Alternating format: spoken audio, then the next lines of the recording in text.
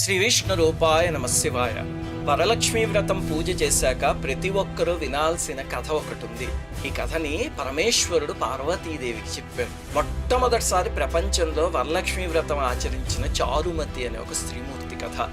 మగధ దేశంలో కుండిన పట్టణంలో చారుమతి ఉండేది. ఆమె సుగుణవతి, వినయ విధేయతలు, భక్తి గౌరవాలు గల స్త్రీ. ప్రతిరోజు ప్రాతకాలాన్నే లేచి అత్తమామల్ని సేవించుకుని ఇరుగు పొరుగు వాళ్లతో కలిసి ఉండేది.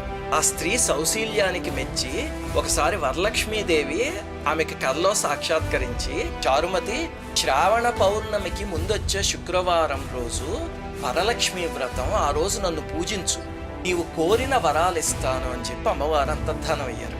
అప్పుడు చారుమతి నిద్రలేచి ఆ కళని భర్తకి అత్తమామలకి తెలియజేస్తే వాళ్ళు కూడా సంతోషించి సరేనమ్మా వ్రతం చేసుకో అని చెప్పారు. అప్పుడు ఊళ్ళో ఉన్న మహిళలందరికీ ఆ కళ గురించి చెప్పి, మీరు